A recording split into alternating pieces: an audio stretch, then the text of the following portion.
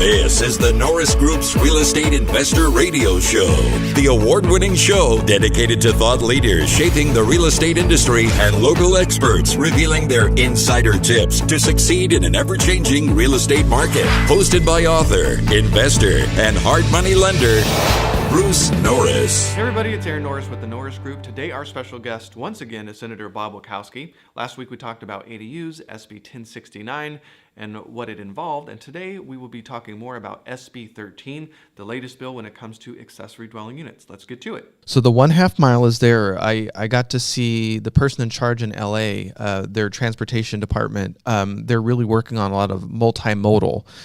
It's not spelled out. I was just curious for the cities that are doing that for the 1/2 mile rule. Maybe it doesn't even apply to LA, but are you speaking mainly about trains and buses, or at some point will it include those scooters and bikes that these companies are leaving out and about? That's a good question, because we have in 1069 there's ride share. There's a provision. It's much closer than 1/2 mile, but I think it's on your same block. Okay. If it's located on the same block, that you have a ride share. So I would imagine that the scooter and bike is a ride share program. I didn't think about it, but I think I'd have to go back and look at the language of 1069, but it did say, again, it limited to the same block that you were on. Interesting. And I don't know if I said automobile rideshare program, it just said rideshare. So that would, the scooters are a rideshare, aren't they? There's a fee, but if LA, I think it's LA Dot, if they sort of build it into some kind of, like New York City, they have the ride card. I don't know about LA. I haven't taken a lot of their subway, but yeah, if they somehow build that into part of their multimodal transit system, yeah, technically. Remember, cities can always do what they want to do. Or again, I'm dealing with those 282 or change cities that aren't doing what the state law says. So I hope that some of the more urban areas that are adopting, right? Yeah. Okay. That are adopting ordinances will get clever. Well, okay. So the new bill requires ordinances to allow an 850 square foot structure, and that's up from 800 square feet. Is there any backstory to that? Well, we just want to have a one bedroom. We wanted to include one bedrooms versus efficiencies, because I think at 800 feet, and again, your investors would know, you can get a one bedroom in, but a lot of times that just creates one big huge efficiency, and we want to have different types of ADUs. That's why I did 1,200. To say that you limited at 1,200 because I wanted to have that 2-bedroom. Opportunity in an ADU. After living in New York City for 7 years, 850 square feet is quite generous. But the bill also spells out if there's more than one bedroom, it's up to 1,000 square feet. So you're really locking in more specifics here. So that's good. Okay.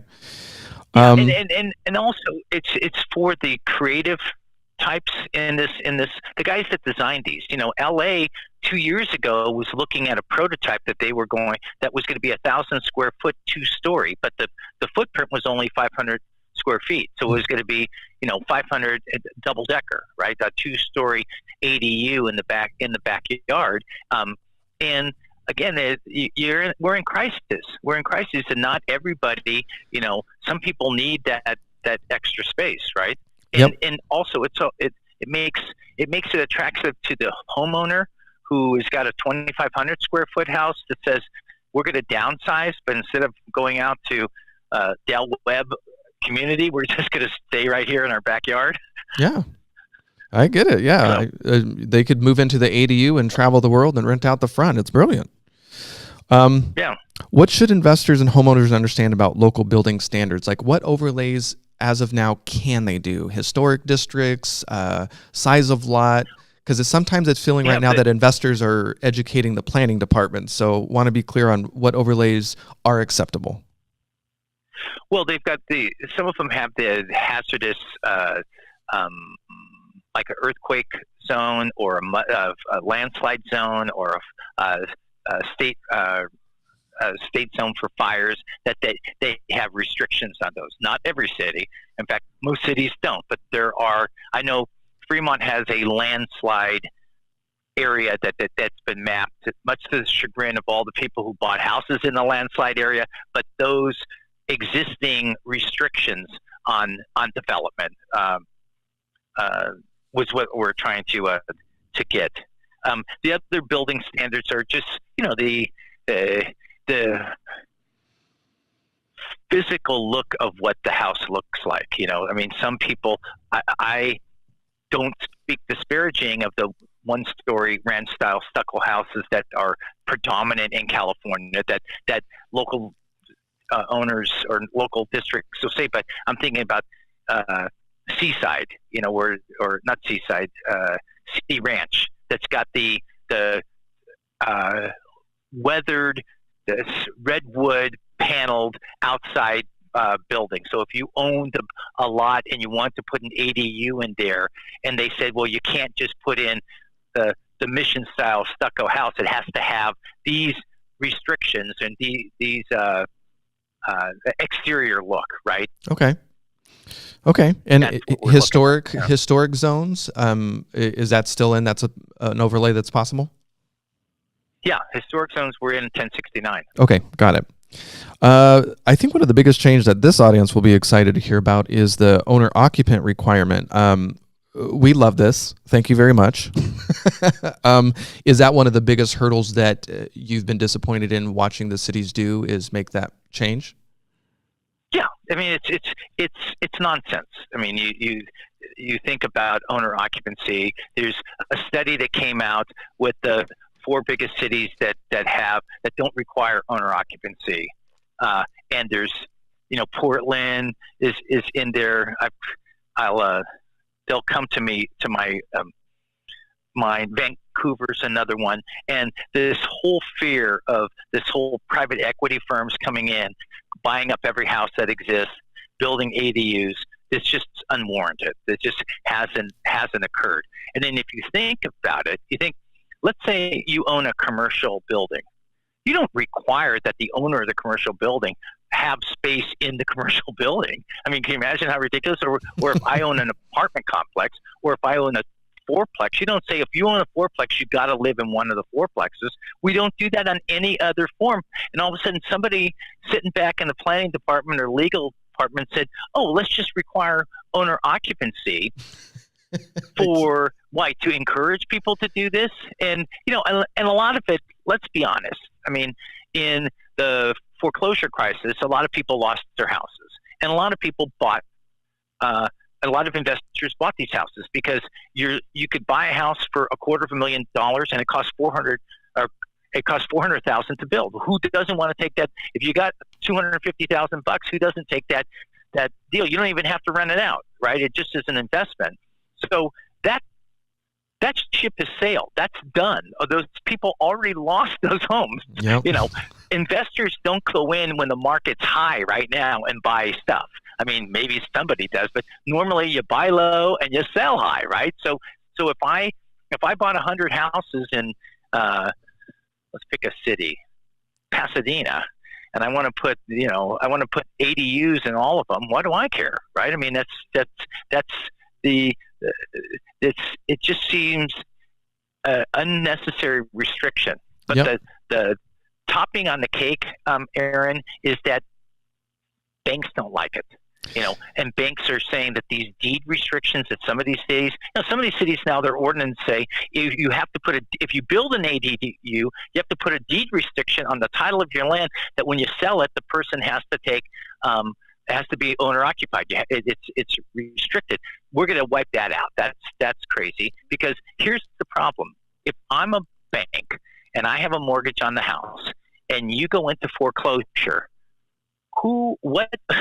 I cannot foreclose on that property unless I take owner occupancy. They'll recall all those loans. That's a non-starter. Well, that you would never agreed. require. But again, banks, cities just want to throw up whatever monkey wrench they can put into the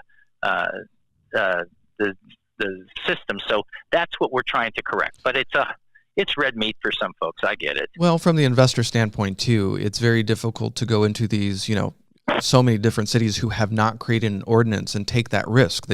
they won't, if they're aware of this, and build an ADU not knowing, having clarity on the bill. One of the things that we are warning investors on is short-term rentals. That part of the ADU conversation, as the cities were having to write these ordinances, is that they were probably going to put restrictions on short-term rentals and vacation rentals in the city. And I get that, because the bill is trying to address affordable housing. So is that an overlay that the local municipalities will still be able to do? Yeah, that I considered it, and I'm agnostic on the short-term rentals. It seems, there are some cities that I represent Milpitas, California. Who wants to go to Airbnb in Milpitas? I have no idea, right? If the Niners are in the Super Bowl and you're 6 miles from the game, then that's a once every 20 years. I shouldn't say that to the ownership team, but if you're in a city that you have an ADU and you want to rent it out for something like that, but I get it that some folks don't want to limit that use, and that's up to the local control. That's up to them. Well, another one of the big changes was if the municipality doesn't give you a permit in 120 days, it was considered approved, and your SB 13 moves it to 60 days. So yeah. I would love to know why that change was necessary. I love it.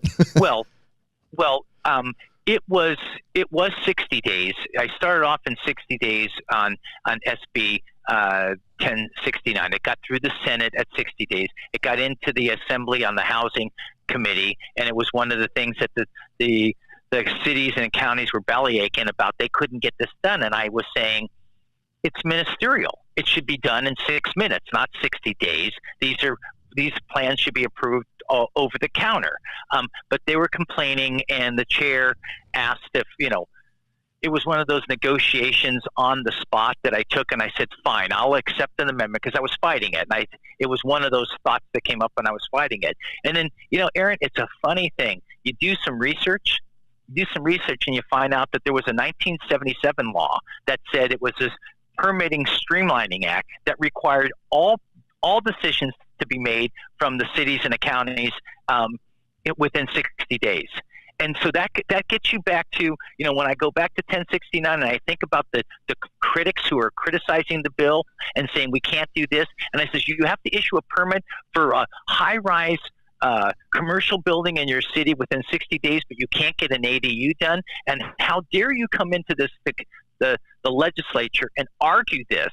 And I'm trying to be, people like legislators that seem to be willing to listen to the critics and take a compromise language. So I did it. Then on my own, my staff did the research and found out that this is a 1977 law, that they had to comply with it anyway. So that's why it's back. Okay. And you can imagine if they raise the issue again that they can't approve it again. I'm saying you're not doing your job. These should be ministerial. You should have guidelines so the investor community knows this is one and done. I go in there for an hour and I get my permit, but it was misleading from the advocates that wanted it a longer period of time and were saying they couldn't get it done. Just logistically, if I'm an investor or even a homeowner, gone in to get the permit and it's just not getting done, after day 60, it's considered approved. Am I going to have any problem with the city? Can they fine me? Like, what are the ramifications that the city would have against me? Yeah, they would have none. Okay. Who wants to go to court? I mean, your investors are investors. They're not saying, I want to go to court. That's why we put in the language about, there's language in there about HCD, or Housing Community Development, HCD, having authority, and the Attorney General being the backstop, because the Attorney General is our attorney. So if there's really bad acting, because there are some cities now that people have permits that are hanging out there for a year. They haven't got approved. It's just like you can't thumb your nose at the law. So the idea is to give some enforcement mechanism. What that did is that creates a cost, and that's why I'm in front of the Appropriations Committee right now, is to review what the cost is. But I think it's just a necessary cost. Even if I wasn't changing the law with SB 13, I would need to have that mechanism in anyway, because what do? You can't have cities just ignore people's right to develop their property. Right. So that's the bottom line.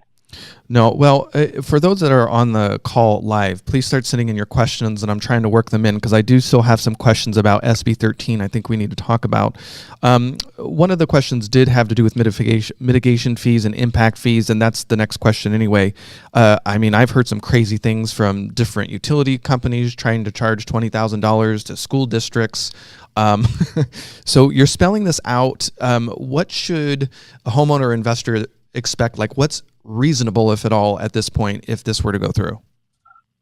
Well, so this is what we're saying is 750 feet unit pays no impact fees whatsoever. Done. So if you're at 750 feet or less, then you're not paying any impact fees. Just for your audience to know, currently, if you have less than 500 feet in an ADU, you pay no school impact fee. One of the things that happened is last year's bill said there was a flat fee of school impact fee, and saying, well, most of these my garage is 20 by 20, so it's 400 square feet. I wouldn't pay a school impact fee anyway. And the schools are up there saying, we need this money. They're going to, I think the studies that I show is that it's single digits of what these ADUs have kids, and it's 8%, 6% depending on what study you're looking at. So it's not, I'd like to think that this is just young professionals that are living in these things, but what I know, it could have a family. So that's the bit. And then if you have over 750, then it's 25% of what the impact fee is. So again, the cities can pay less. The cities can waive the fee overall, but that's sort of my compromise decision on what the fees are. Excellent. Okay. Yeah, we actually have a builder on the line that says he's been building these, and the utility water meter upgrades are costing up to $10,000 in some cases. So I know that's been one of the issues, is different people reaching out to make some money. So it's nice to, right. Yeah.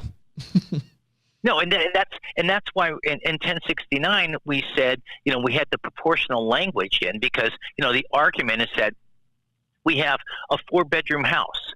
When a 4-bedroom house paid their development fee, this is the time of Ozzie and Harriet. Mommy and Daddy were in 1 bedroom, and the 3 little pigs were in the other 3 bedrooms. So there were 5 people using the toilets, using the water, using electricity. That was it. Well, we know now, you don't have to be a genius, that 4-bedroom house typically has 2 people in it.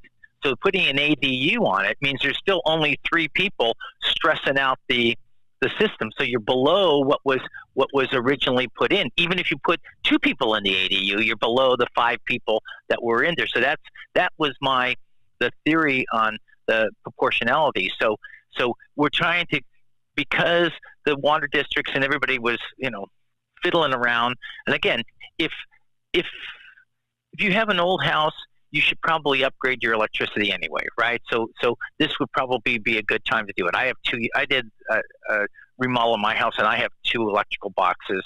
Big deal, and that then you have to pay, but it should be the homeowner's decision, right? Of what they want to do. Well, we've got probably about 8 more minutes, and really quick before I forget, I want to, if people are interested in supporting you in SB 13, what can we do? Because people are on the call from all over the state, and later this will be on. Is there anything that we can do to encourage people, our legislators, to vote on this?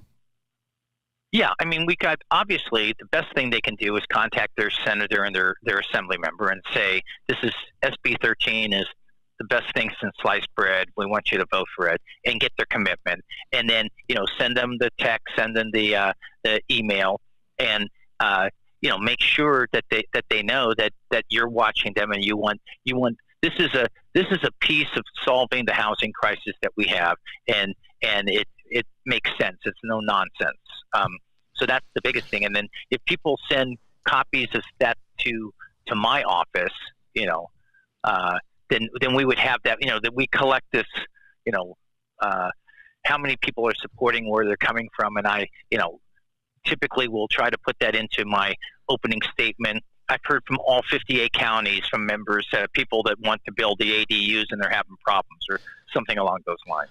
Well, in this next phase, I definitely want to get through some of these questions, and I think we're going to have to specify SB 13, the upcoming, that's being proposed versus what's happening, what should be allowed to happen now. So I've got a question about the City of Hawaiian Gardens has a moratorium, and they just extended a year for lots less than 7,500 square feet, and they're saying they're doing it for a parking study.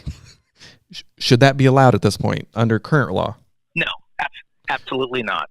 You can't have a moratorium on ADUs, and you can't have a minimum lot size of 7,500 square feet. I mean, it's just more games. It is a game. That ordinance, that passing of that ordinance would have been voided under 1069. That would be the legal argument. Now, how the developer can go in, and again, right now, HCD doesn't have that muscle, doesn't have the person to go in and say, this is void. Here's a copy to the homeowner and the person with the ADU and say, you need to do this, or a letter from the Attorney General's office and say, you can't do that. I mean, they can work on their ordinance, that's fine, but they have to comply with 1069. 1069 says there's no moratorium, that's for sure, and there's no minimum lot size. For sure. What can we do when we're running into these problems? Do we contact the state and ask for a letter from Greg Nicholas up there saying, hey, this is not allowed? Or what ramifications do we have at the local level? I mean, right now, that's what we have. Right now, what we have is, I mean, obviously, you can hire an attorney, you can sue the city. That's people, they're builders, they're homeowners, they're not litigants. But you send it to HCD, and they keep track of it, and they're presumably, I don't know how, I mean, sometimes they do make a friendly phone call, but beginning in January 1, they're going to be able to take action on this. And again, this is one of these arguments that I'm trying to make with my colleagues and the members of the assembly, is saying, you guys, San Diego's doing a wonderful job, right? And they're trying to figure out what to do. They want to encourage this versus these other cities. So sorry to hear about that nightmare. Yeah, she's been working on that for a while. So another good question comes to HOAs and CC&Rs. As I understand it, regardless if SB 13 goes through, it still would not apply for those private communities. Would that be the case?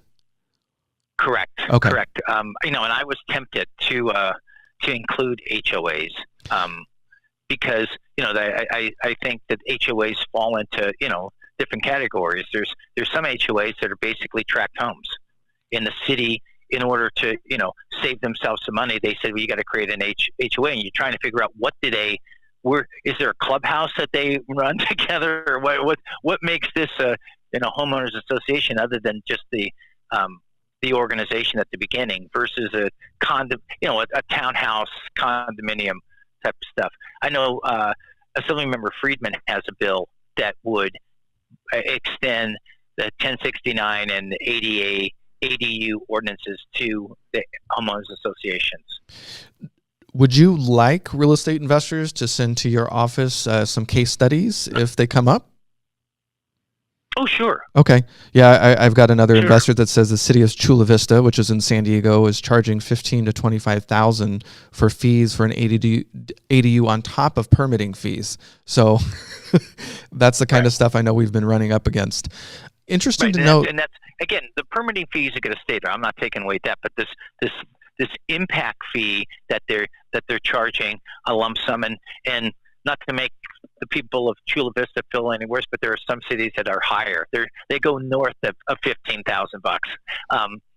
Much further north than $15,000 as a discouragement. And again, SB 13 would say you can't do that anymore. It's over unless it's over 750 feet. And then it would be if my math is right, 3,750. That's a different check to write, right?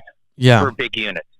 One of the interesting conversation I think Riverside has actually been mulling around is the thought that tiny homes, which technically falls under DMV regulations, not Title 24, not Title 25, but DMV rules, that they would consider that as part of the ADU. So it's interesting that every city, you're right, they can get more aggressive, but that's going to be a city by city thing. And if it falls under that category, as I understand it, it wouldn't re-trigger the reassessment of the property. So that's an interesting play. Correct. But investors just need to know that right now, we funded a few of these via our hard money loan division. They're doing a beautiful job. They're buying like a 3-bedroom, 2-bathroom, and they're building on an ADU, and they're renovating the front at the same time they're building the ADU, so they look really nice. The appraisals haven't been the issue. So far, it's been the lenders just haven't caught up. But what I understand, although under ADU rules, manufactured housing and prefab should be fine, but manufactured housing can trigger problems with financing. You just need to see it coming. It's going to take some years to catch up. Every opportunity I have when I'm with the bankers is to ask them to come up with a product. To come up with a product for the different, again, the manufactured ADU, the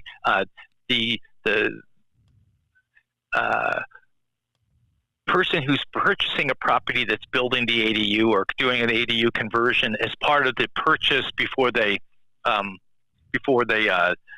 take occupancy, and they're going to be make them qualify for the anticipated rent that they're going to be able to get, right? Mm-hmm. That they want to take the money. And then the fixed income, seniors who on paper don't look like they have any money, but they're going to build the ADU, and this is what the loan's going to be, and this is, they're in Sunnyvale across the street from, Microsoft, and saying, well, I think I could get $2,000 for it, whatever. That real life experience is the bankers come to the table. Well, we have to wrap up. I know I really appreciate the time they're spending, and we still have more questions. Maybe I'll follow up with your team and send a few more that I have. What is interesting about this, and let's end with this, is that you are attempting to give some teeth to the state. So they are reviewing the ordinances that are in place, and they have some feedback. What's the thought on the compliance? If the cities are not in compliance, what will the state be able to do? Well, I think the ultimate step would be the Attorney General's office. I mean, I've been talking to the Attorney General's people about supporting SB 13, getting them online, and saying, all you need is one lawsuit, yep. Right? All you need is one lawsuit on the most egregious activity that the cities have done, and saying, no, I'm gonna issue these permits. Here's the backlog. I'm issuing the permits, and we're gonna if we go through with this, we're gonna sue you, and we're going to fine you for your obstinance. And then that's a beautiful presentation at a League of City conference to make sure. Well, you thought you could get away with it. That's not happening anymore. And it's sort of as we started this with the Huntington Beach conversation, and you think, okay, bad actors, here's the first suit. We know there's 27 of you. What's going to happen here, right? And so. Well, I know this is not. We do wish you luck. This is a really important move, and I know a lot of real estate investors are excited. We're excited. We're going to create a second program because we have a lot of investors with 30-year mortgages on rentals that start with a 4, and they're not going to refi under normal circumstances. So we're going to create product to help them build more.